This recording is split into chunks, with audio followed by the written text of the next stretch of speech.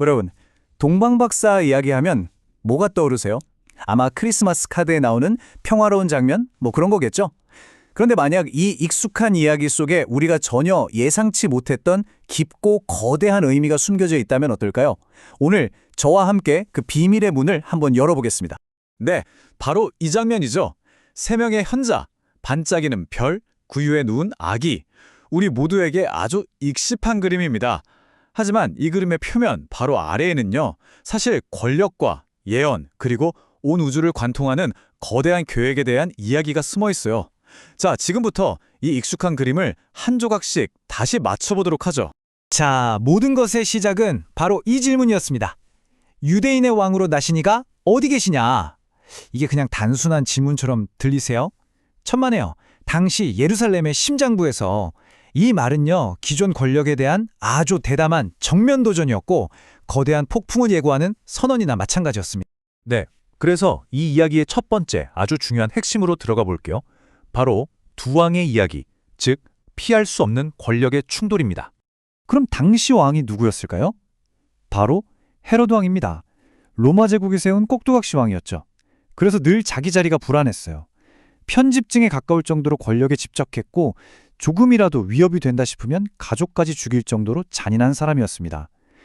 그런데 갑자기 저 멀리 동방에서 온 학자들이 나타나서 새로운 왕이 태어났다고 하니 헤롯과 온 예루살렘이 공포에 떨었던 건 어쩌면 너무나 당연한 반응이었을 겁니다. 자, 이 표를 보시면 정말 극명하게 대비가 되죠? 한쪽에는 자신의 왕자를 잃을까 불안에 떠는 헤롯의 세속적인 권력이 있고요. 다른 한쪽에는 별의 인도를 받은 현자들이 찾아와 경배하는 예언된 아기의 신적인 권위가 있습니다. 이 이야기는 처음부터 이렇게 완전히 다른 두 종류의 왕, 두 개의 왕국이 충돌하고 있음을 보여주는 겁니다. 이런 팽팽한 긴장감 속에서 동방 박사들이 뭘 하냐면요. 바로 선물을 바칩니다. 그런데 이 선물들, 그냥 비싼 선물이 아니었어요. 하나하나가 이 아기의 정체가 무엇인지에 대한 정말 소름 돋는 예언적인 선언이었습니다. 동방 박사들이 가져온 세 가지 선물, 바로 황금, 유향, 몰약입니다. 이 세 가지 선물은 각각 이 아기가 누구이며 또 무엇을 위해 이 땅에 왔는지에 대한 엄청난 메시지를 담고 있었어요. 자, 그럼 이 선물들 대체 어떤 의미가 담겨 있었는지 우리 한번 하나씩 파헤쳐 볼까요? 첫 번째, 황금. 이건 뭐 너무나 명확하죠.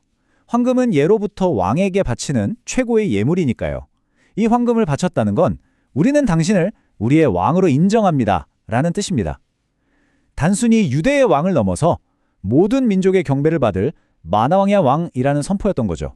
두 번째 선물은 유향입니다. 이게 아주 의미심장해요.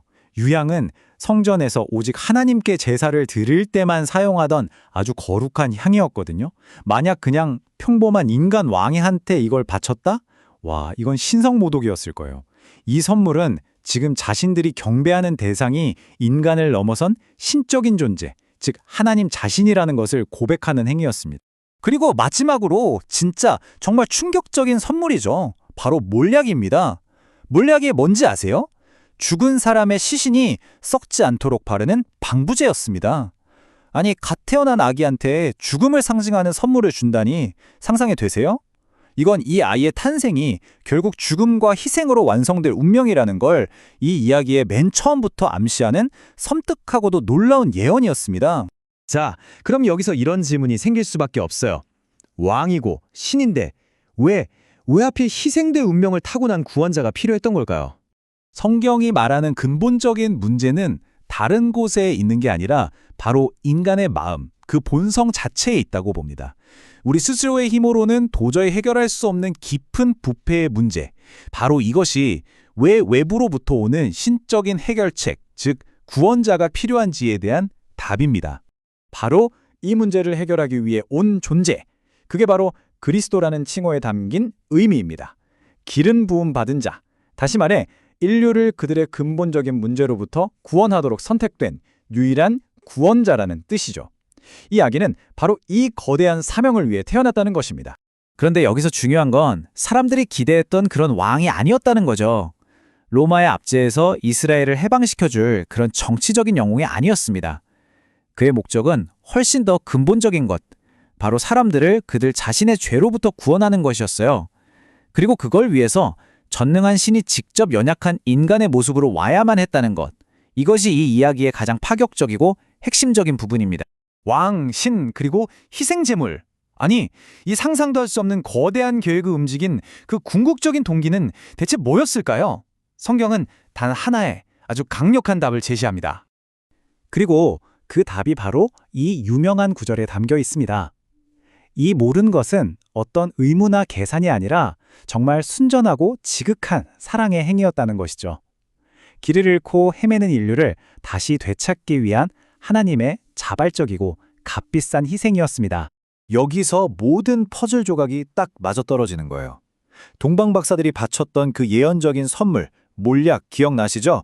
그 몰약이 바로 요한복음 3장 16절이 말하는 궁극적인 사랑의 희생과 정확하게 연결됩니다. 이 이야기의 시작과 끝이 이토록 완벽하게 하나로 이어지는 거죠. 그러니까 동방 박사들은 그냥 멀리서 온 손님이 아니었던 겁니다. 그들은 이 아기가 왕이자 신이며 동시에 온 인류를 위한 희생 제물이라는 엄청난 비밀을 가장 먼저 알아보고 경배했던 예언자들이었던 거죠. 자, 그렇다면 이 오래된 이야기가 오늘을 살아가는 우리에겐 과연 어떤 의미로 다가올까요? 한번 좀 깊이 생각해보는 계기가 되었으면 좋겠습니다.